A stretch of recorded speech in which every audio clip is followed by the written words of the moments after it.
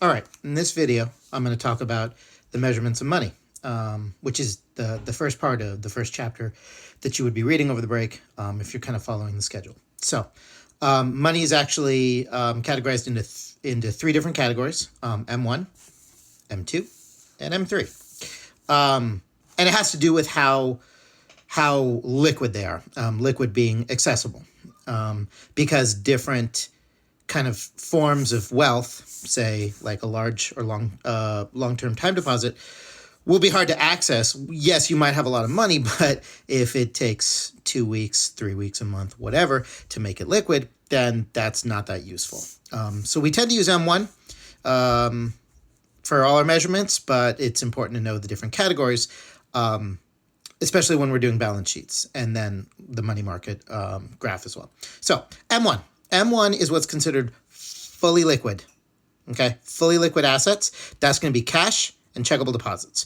Cash being coins, currency, paper money, whatever. Checkable deposits are the money that you have in a bank that is either linked to an ATM or not an ATM, a check card or a checkbook. So those are basically any account where if you walk into a store, you can walk out with stuff. So if I walk into a store with cash, I can walk out with stuff. If I walk into a store with my check Visa that's linked to my account, I can walk out with stuff. If I walk into a store with a check, a physical check, I can walk out with stuff like that. If you consider online purchases like Amazon, when you set up payments for withdrawal, if you don't use a credit card, they usually come from an account that is checkable deposits rather than a savings account. So anyway, these are fully liquid. That's the kind of key there. Okay, moving on. M2. M2 is what we call semi-liquid or near money. What that means is that you can convert it into usable cash reasonably quickly. Say, take for example a savings account. When you have a savings account, then you can usually online using your Bank of America app or whatever app you have, Wells Fargo, whatever bank, they usually have online apps. You can transfer money from your savings to then your checking. Additionally, if you go to an ATM, you can do that as well. So these are semi-liquid. However, you cannot walk into a store with only a savings account and purchase stuff. You would have to go to an ATM. You would have to make some sort of transfer. Mutual funds. Mutual funds are come in various forms. There's like 401ks or generally mutual funds. There's all different kinds of mutual funds. But the general thing with mutual funds is you can't spend them. You have to sell the mutual fund, much like a stock. You would call up your mutual fund manager or your bank and tell them you want to sell it, and within 24 to 48 hours, you'll have the money, meaning that it's semi-liquid. It's not liquid because you can't spend it, but you can turn it into something spendable reasonably quick. Then the last one in M2 is short or small time deposits. What that means is a time deposit is like a CD. They quite frequently call them CD, which is certificate of deposit. And what that is an account that the bank offers you where you can put your money into this account and it locks it away for a certain amount of time, 6 months, a year, 5 years, whatever.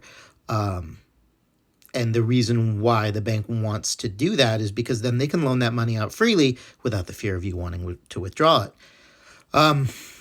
And so if you have money that you don't want to touch for a while, then this is probably a good option because you'll get a higher interest rate on one of these than, say, on a savings account. The advantage of a CD is it's guaranteed interest, whereas a mutual fund, there's volatility in the market because the mutual funds buy parts of mutual funds are stocks and bonds and things that could lose value as well as gain value, whereas a CD is generally a fixed amount of money in return. And it's a higher rate than savings. You just can't access it. So that's kind of a bummer. So anyway, these are all, so short term or small time deposits are you can probably liquidate it, because if you take it out early, you'll pay a penalty.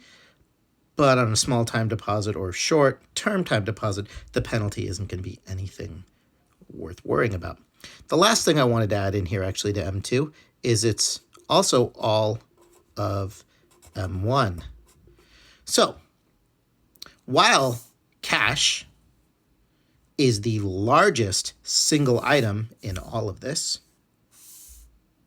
M2 is bigger than M1 overall because it includes all of M1. So this is just an expanded kind of definition of money when we look at people's demand for money and supply of money. This would be looking at all liquid and semi-liquid assets.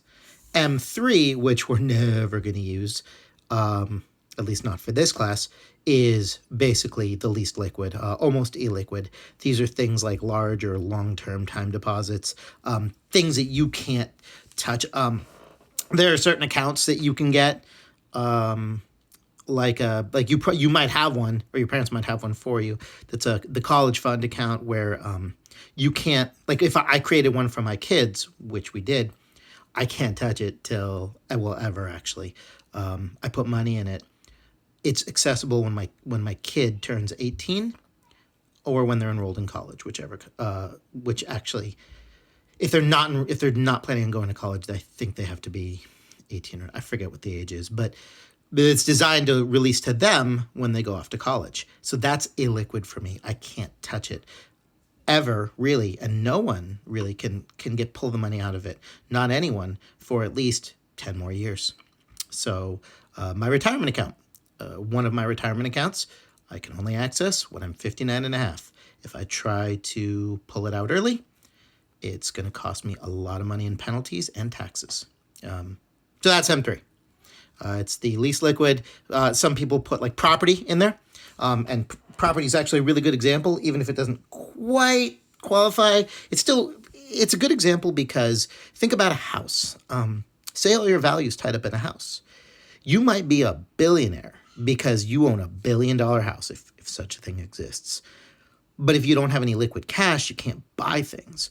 And if then you needed to buy something immediately, you would have to sell your house. And selling, a really expensive house might take months, years. At the bare minimum, it's going to take at least 30 days to turn that into cash. And that is if you list the house and it sells in the same day and you and the purchaser both agree to a shortened escrow window of 30 days. Otherwise, it's going to be much, much more time before you actually see your money. All right, so that's it. We have M1, cash and checkable deposits, fully liquid. M2, savings, mutual funds, short or small time deposits, all of M1, and they're considered semi-liquid or near money. And M3, which is large or long-term time deposits, and they are the least liquid. The other thing I want to point out is if you look at M1, if I take my money and put it in a bank, if I have cash, say I have a couple $20 bills and I put it in the bank, the M1 won't change. It'll just go from cash to a checkable deposit, meaning that I'm not actually changing the money supply by putting money in the bank, but I would be changing the amount of loanable funds because the bank can't loan this out, but they can loan this out. That'll be important for later. Anyway, so there we go. Yep.